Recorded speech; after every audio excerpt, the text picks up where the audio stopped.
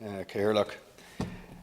People Before Profit strongly support public service broadcasting and believe we need to absolutely ensure the maintenance of public service broadcasting and the suggestion that RTE that we mightn't have RTE in a few years is a very alarming suggestion because of inadequate funding and is something that we have to prevent from taking place. We need our national public service broadcaster and we need to have a clear statement of intent from this House that we are going to do what's necessary in order to maintain the national broadcaster and public service broadcasting. Now, we have to address the funding issue, the financial issues, but I think there's certain things, in my opinion, should be ruled out right from the outset. Having said we need to maintain our national broadcaster and public service broadcasting, we should also state clearly that workers, ordinary workers in RTE or ordinary householders should not be made pay the price for the financial crisis or the lack of funding for public service broadcasting. I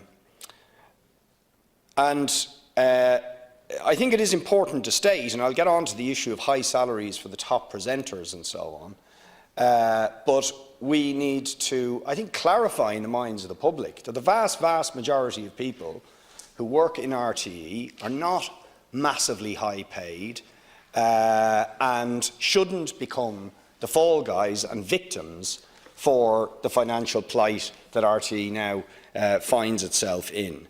So we will certainly support those workers in Limerick, in Lyric, who are fighting to save their jobs and to retain Lyric in Limerick, and there should be no question, in my opinion, of it moving.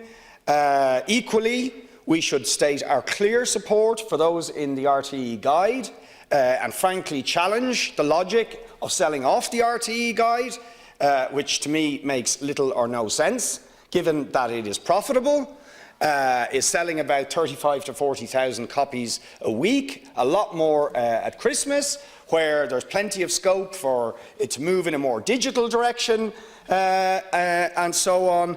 And it is completely unfair that the workers there are being told you're going to be sold off under a TUPE, transfer of undertakings situation, where they can't either seek for redeployment within RTE or indeed for redundancy. That's not right, it's not fair, and we should not accept the idea that the workers in the RTE Guide should be the victim of the current financial crisis.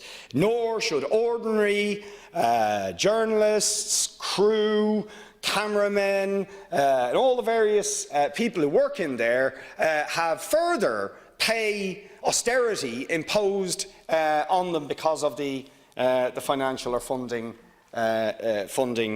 crisis. And beyond that, I think we just need to recognise that the lack of funding for public service broadcasting is also, I mean, there's many aspects to public service broadcasting, but it's also part of, it's a symptom of a wider problem of the failure of this and successive governments and of the political system to take culture seriously. Because RTE and public service broadcasting is not just about news and current affairs, it is also about our culture, about supporting our culture, projecting our culture, developing and deepening our culture. And frankly, in this country, we don't take those arts and culture, we don't take them seriously at all. We have a pathetically low level of funding for arts generally, something we've debated in here in recent weeks, and certainly I've made the point repeatedly about the abysmal level of funding for arts and culture in this country. Way, way, way below the European average level of funding at 0.1% of GDP, as against a European average of 6%. And it is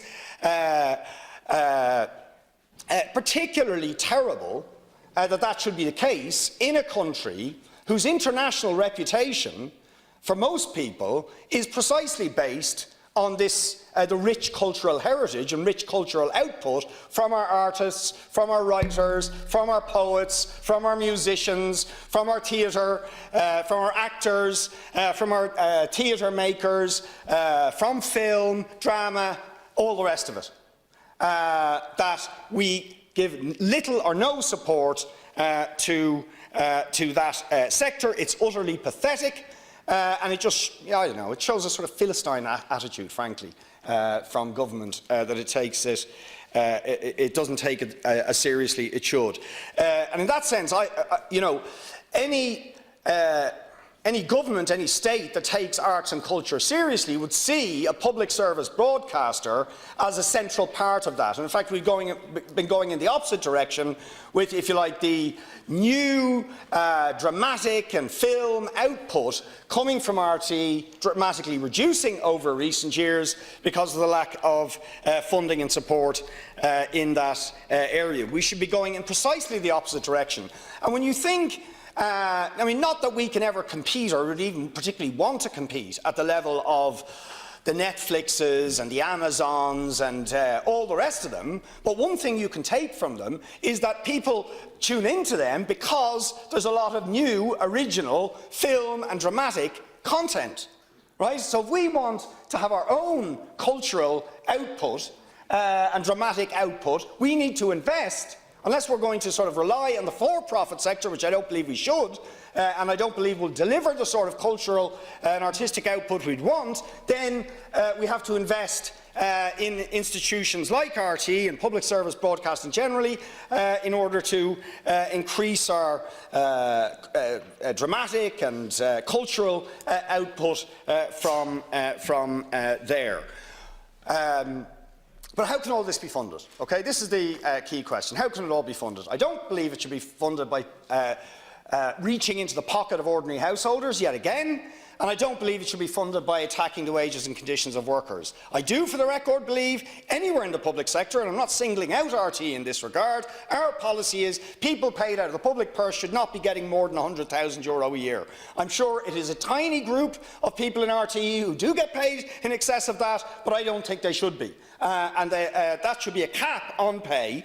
But the vast majority of workers in there who are on ordinary or medium paying conditions should not see those paying conditions further attacked.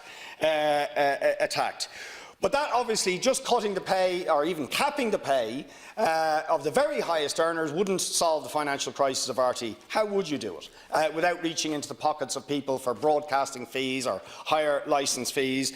Well, there shouldn't be a cap on the Department of Social Protection contribution in terms of people who get free licences. It's capped.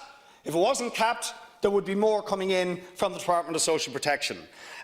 We should immediately impose retransmission fees on Sky, on Virgin Media, Vodafone, all these people who are retransmitting our output, our public service output, but not paying to do so. And if they say, well, we won't transmit it then, we should tell them, well, you won't be broadcasting at all in this country. You're going to pay the retransmission fees. That would bring in, I think, about 15 million into our coffers. But critically, and this is the really important point, when you think the advertising revenue is migrating from RT, from public service broadcasting, more traditional media, to social media, to the Facebooks, to the Googles and so on at a global level, about 80% of all advertising revenue is now going to the Googles, the Facebooks and so on. We need to have a tax on them. That's where we'll get the money. And of course we know that the government won't do that. They allow them to continue to benefit from massive tax loopholes if, and I believe the European Union are right on this, and the Apple case and so on, that we actually helped engineer tax loopholes so they could avoid their tax responsibilities. If a digital tax was imposed and other tax loopholes were closed, which are benefiting these huge companies making astronomical profits from digital advertising and more generally, operating out of this country, we could generate billions, in fact, billions of extra revenue for the state generally, and certainly give us the sort of resources and revenues that would be necessary to deal with the funding crisis in RT and in public service broadcasting, and indeed to put extra revenues into public service broadcasting, into the arts, into cultural output and so on. That's where we should look for the money, rather than by attacking workers, their pay and conditions, or for that matter reaching into the pockets of ordinary householders. Deputy Morning